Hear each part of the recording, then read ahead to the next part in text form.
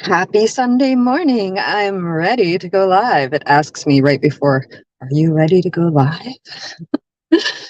It's weird doing it in my car, especially because it's really hot out and I've got the windows rolled up. And I feel like people in the parking lot are probably here for other reasons than to sit in their car and talk to their phone, but whatever. Get over my embarrassment. Today I'm talking about community. And community. What do I say about community? Sorry, I got distracted there by a phone call.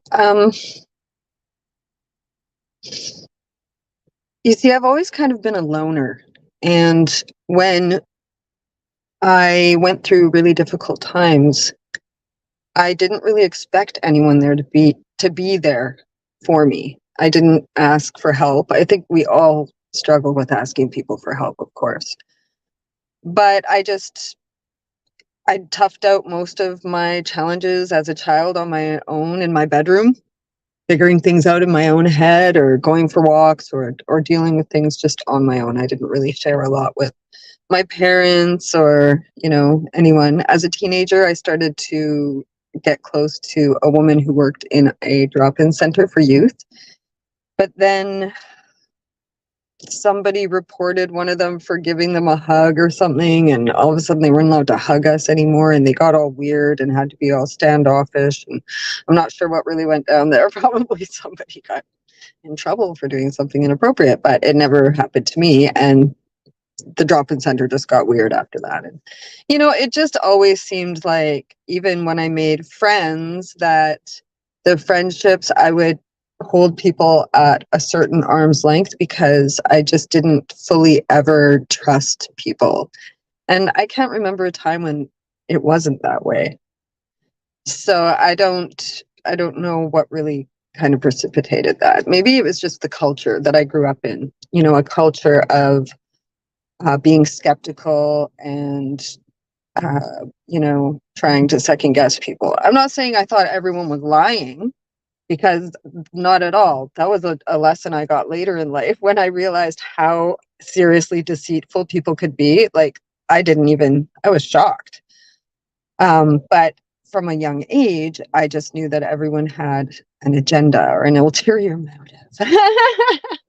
Everyone was like trying to get something, whether it was love or, a handout or whatever it was. And so I just grew up alone, and I liked feeling dependent on myself and not on anyone else. And I actually took pride in that. And I never really built a community around myself. I really didn't. Fast forward, I'm grown adult. I'm in the recovery program culture right before COVID, and I'm volunteering at the coffee house, and I'm involved with the community, but I'm not like hanging out with people regularly.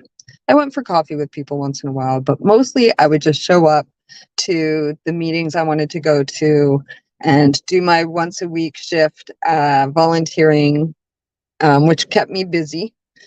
And I didn't have to sit and be one on one with anyone for long periods of time, because I find I often like get into a situation like that, and then I just want it to end and I want to get away. But now here I am. COVID took all that away. COVID took all the community away. I didn't realize how important it was just to say hi to the grocery store clerk and have a chat. And now, even if we were shopping, people that used to talk wouldn't, because everyone's got masks on, and I felt a very sudden and severe loss of connection, social connection, at the beginning of COVID, not even realizing that it was because I just hadn't built a real community around myself. And so it was during COVID that I started to build a community. I started to make an effort to get to know people and make friendships and trust people. And interestingly enough, I found a few I could trust.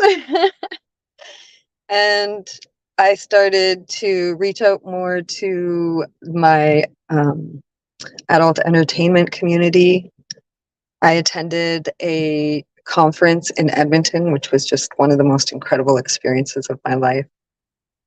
And I started to like actually be around people who are, I admire and I gain strength from, and I feel that they care about me. They're not out to get something from me, and vice versa. And I've really turned over a new leaf with this whole friendship and building friendships and trust. And I want to live my life to the fullest. So this is an important lesson for me to learn.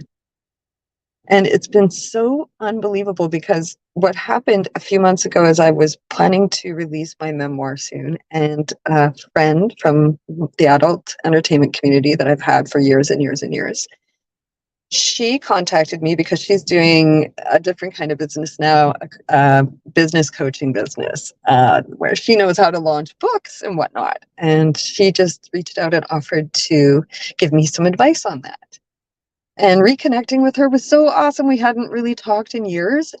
And I just felt so fired up every time I talked to her. So I engaged her to help me have my book launch. And our friendship and our connection over the months working together towards the Business Bible book launch, which is in 2 days, has just been, amazing.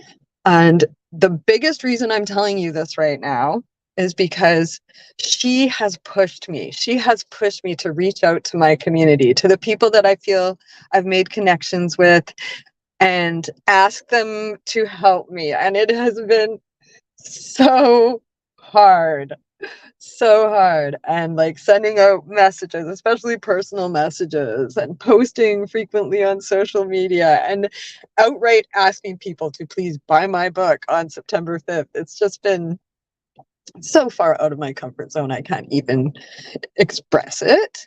But I can't believe, like, I'm 2 days away from my book launch, and I made it this far, and it's just been so much momentum and so much support from my community. And that's even the more huge thing that's just blowing my mind, because I expected, people to ignore me a lot, maybe begrudge me, feel annoyed by me, and, maybe even tell me outright to GTFO. But I have had just an overwhelming amount of support and love and kindness as the momentum for my book launch has come. And so yesterday, I was having a bad day. I was having such a bad day. Wasn't feeling well, having anxiety, getting closer to the book launch, answering so many messages online, and feeling stressed about my surgery coming up, and just feeling just overwhelmed. When you have those moments, and sometimes if you let your head go too far, that moment will just stretch out forever. But I tried really hard to contain myself yesterday, and talk myself down and say, you're just a moment. You're 2 days away from the book launch. You can't give up now, because there's a piece of you when you're panicking like that is like, no, I can't do this. I just can't do this.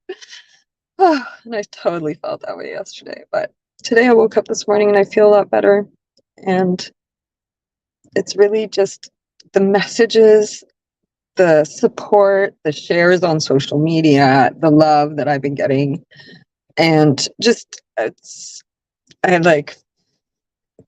feel tears prickling my eyes, because it's just so unexpected, and it means a lot, and it comes at a really, really perfect, wonderful time.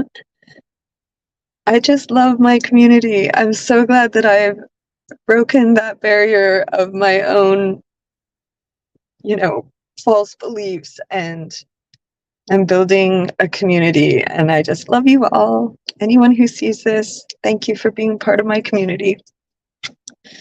And if I can help you, let me know. I know the fear of asking, and I will never make you feel bad for asking. So just ask. And having a community. You don't have one, get one. Have a great day.